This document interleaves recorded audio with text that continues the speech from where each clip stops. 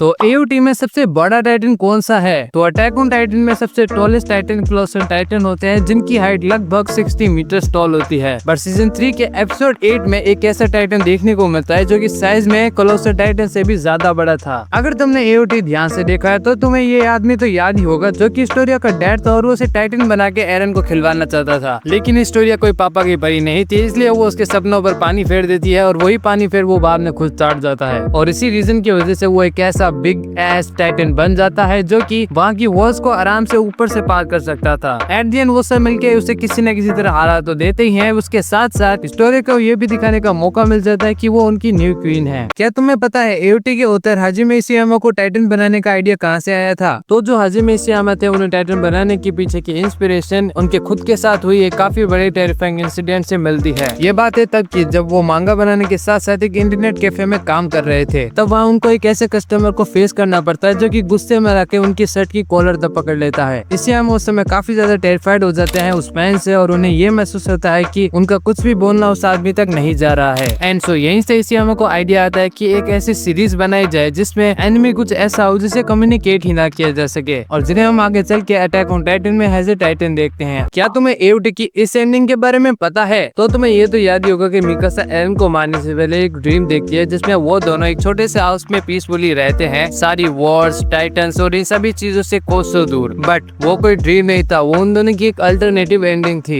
एरन हर possible future को देख सकता है और वही मिकासा का एकरमैन ब्लड उसे उन फ्रेगमेंट्स को बनाए रखता है। इसलिए वो ड्रीम एक पीसफुल लाइफ थी जिसे एरन ने इमेजिन तो किया था बट लेकिन चूज नहीं किया। वो एक ऐसे वर्ल्ड का वर्जन होता जहाँ रम्बलिंग कभी स्टार्ट ही नहीं होती एंड एरन के मरने तक बार बार दिमाग में सिर्फ यही एक चीज रिप्ले होती रहती है। तो क्या तुम्हें पता है सासा की डेथ सीजन 4 से पहले ही होने वाली थी? तो तुम्हें ये तो पता ही होगा कि सासा की डेथ सीजन 4 में होती है गाबी के हाथों, जो कि one of the most heartbreaking moments में से एक था एओटी के। और मैं भी यार लगभग रो ही दिया था उसे देखने के बाद। लेकिन ओरिजिनली सासा मांगा के क्लैश ऑफ टाइटन आर्क में ही मरने वाली थी और ये एनिमे में कुछ सीजन 2 के अराउंड होता है जब सासा एक छोटी बच्ची को टाइटन से बचाने की कोशिश कर रही होती है। बट इस प्लान को सुनने के बाद जो ऑथर इशियामा के एडिटर थे वो सच में रो देते हैं। एंड सो इसी वजह से सासा जो सीजन 2 में ही मरने वाली थी उसकी डेथ को सीजन 4 तक के लिए डिले कर दिया जाता है। स्टिल गाइस, हमारे पोटैटो गर्ल की डेथ को देख के मुझे तो काफी ज्यादा सैड महसूस हुआ था। बाकी तुम्हें क्या लगता है मुझे कमेंट्स में जरूर से बताना। तो अटैक ऑन टाइटन में टाइटन शिफ्टर्स सिर्फ क्यों 13 इयर्स तक ही जी सकते हैं? तो टाइटन शिफ्टर्स के सिर्फ 13 साल तक जीने के पीछे एक काफी इंटरेस्टिंग रीजन है जिसे सुन के तुम काफी हैरान हो जाओगे। अटैक ऑन टाइटन में ये 13 इयर्स का कर्स खुद स्टार्ट होता है यमी फिट्स से, जो कि सबसे पहली टाइटन थी। उसने अपनी ये पावर्स एक अजीब अननोन बीइंग से पाई थी और सिर्फ 13 साल तक उसके पास जी पाती है। उसके बाद जब उसकी पावर तोड़कर 9 टाइटन्स में बांटी गई तब उसके हर नए इनहेरिटर ने उसकी स्ट्रेंथ के साथ साथ उसकी लिमिटेड टाइम स्पैन भी इनहेरिट की। और टाइटन शिफ्टर्स को इसी कर्स के डेस्परेशन में आके रॉन्ग चॉइसेस भी राइट लगने लगती है जैसे कि रंबलिंग। एंड सो यही था टाइटन शिफ्टर्स के सिर्फ 13 इयर्स जी पाने के कर्स का रीजन। व्हाट इफ, क्या होता अगर एरविन सीजन 3 सर्वाइव कर जाता? तो अगर कमांडर एरविन सीजन 3 की वॉर के एंड में सर्वाइव कर जाता तो ये 3 बड़ी चीजें जरूर से होती। पहला, उसके पास द कोलोसल टाइटन की पावर आ जाती जिससे एरविन को ज्यादा फर्क नहीं पड़ता। दूसरा कि उसका ड्रीम भी पूरा हो जाता रियलिटी जानने का, वॉल्स के बाहर की दुनिया के बारे में उसे पता चलता, मार्लियंस के बारे में भी पता चलता जो कि अभी तक पैराडाइज पर सारी प्रॉब्लम्स की जड़ थे। और फिर वो अपना एक गैम्बलिंग प्लान भी तैयार करता जिससे वो उनसे रिवेंज ले पाए। और एरविन की लीडरशिप के अंडर स्काउट रेजिमेंट कभी टूटता नहीं और येगरिस्ट का कभी जन्म भी नहीं होता। And last but not least, Erwin rumbling का यूज तो करता लेकिन 80% ह्यूमैनिटी को फिनिश करने के लिए नहीं, उन मिलिट्री फोर्सेस को खत्म करने के लिए जो कि पैराडाइज के लिए एक थ्रेट बनते।